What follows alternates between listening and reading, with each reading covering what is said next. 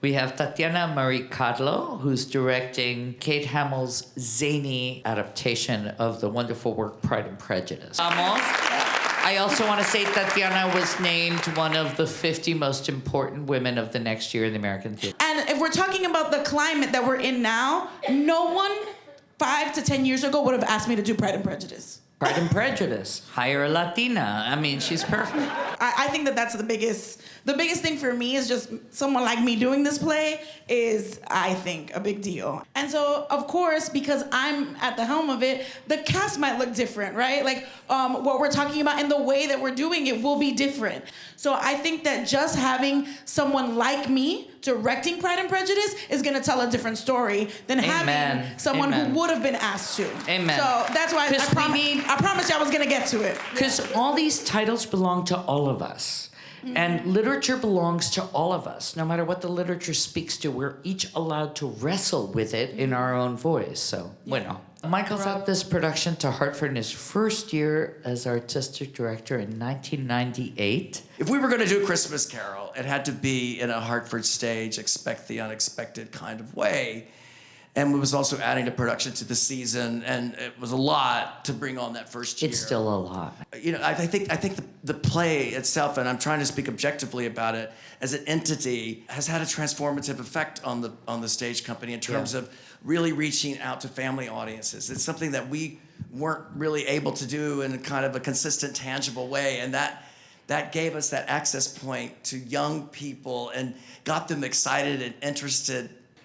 For all of you who may be Jewish, Catholic, I don't know, Baptist, Muslim, agnostic, atheist, you know, the most ecumenical church is the theater. Yeah. And you're sitting right in it on Church Street, so. You might recall, pre-pandemic, there was That Other World, and we had announced that I would be directing Martín Zimmerman's SIMONA'S Search. And we are finally getting to do that production. It's a play that we also workshopped as part of our American Voices on Zoom during the pandemic year.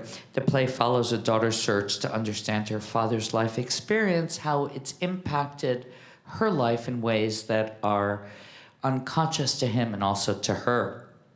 And it's told in a really mysterious, beautiful, and really witty fashion. And I do think it's the kind of story that can only be told in the theater in terms of the tools it uses. And it's a really moving journey in the sense of a daughter not quite knowing why she's haunted by the things she's haunted by. Her father, it turns out, we never know for certain, but we're pretty sure, was tortured as a political prisoner in Latin America. No, quizás en Argentina, quizás en Chile, nunca nos dicen en cuál país, right? It's one of those, it's a Latin American country is all we know. But it's that sense of, how do you know who you are and what you're made up of? And what influences your behavior and your dreams and your nightmares? And it's her search.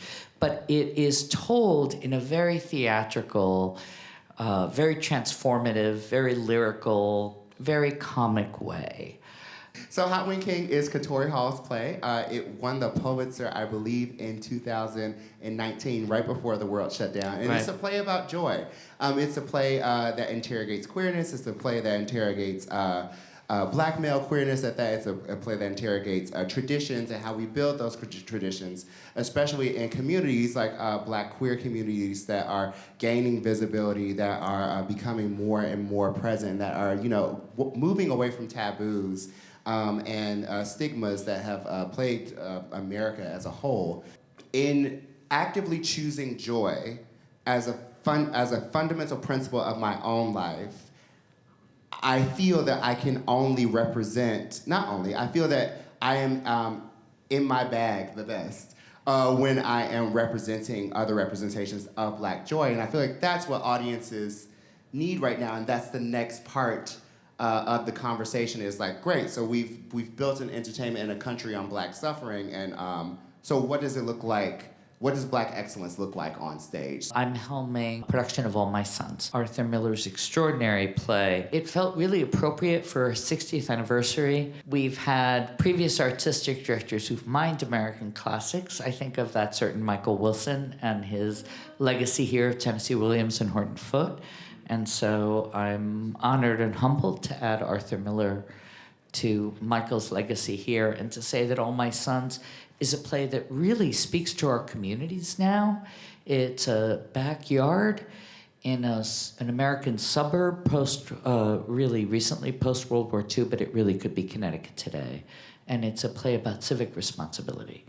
And what do we owe our neighbors, and how do we define who our neighbors are, and who we are indebted to and who we're responsible to. All My Sons is a scary play. All My Sons was written very much in response to actions of World War II and war profiteering. But I will tell you that you read All My Sons, and hopefully you'll see All My Sons, and it's truly a play about what is your civic responsibility. And the line, All My Sons, right, is one of our protagonists realizes that they were all his sons, meaning that your responsibility is not just for your immediate family and their financial success, but rather for the well-being of your community. What better play for theater post-pandemic to produce than to say we are responsible for each other, and our reach needs to be larger than we sometimes think it to be to our own picket fence. Our new Associate Artistic Director, Zoë Golub-Sass, who will be directing 2.5-minute Ride by Lisa Kron. Lisa Kron's always trying to figure out what is an actor doing in front of other people, and what is acting and what is direct address. So it's just a play that has, in 2.5-minute Ride, it's a solo show, it's a play that has to be a play. And in season planning, we're always, why is this, what's gonna get people out from Netflix? That's the or question, TikTok? right? Why do we bring you here to see something? What is a story that can only be told in this setting? Yeah. And so with that, I thought someone talking to you, because no one talks to you through your screen. The closest is TikTok, is when you've got someone here and it feels like you're on FaceTime. So the form is really exciting, and also the subject matter. As Melia said, it's kind of, we're in this moment of trying to figure out what does telling the story and remembering look like in the wake of the Holocaust and survivors dying out, but also what this play does, and it's a little bit ahead of its time. It was written in the mid to late 90s. It's, what is it to be second generation? To live in the wake of something massive that you really can't understand. And we're all living in the wake of something massive that we can't understand, and we're currently living through something that is massive and we can't understand. So the play is just, it's someone talking to you, trying to figure out how to put it all together. So it's a pretty good season, I have to say, right? I mean, it's a lot of joy, and it's a lot of community and a lot of things to think about.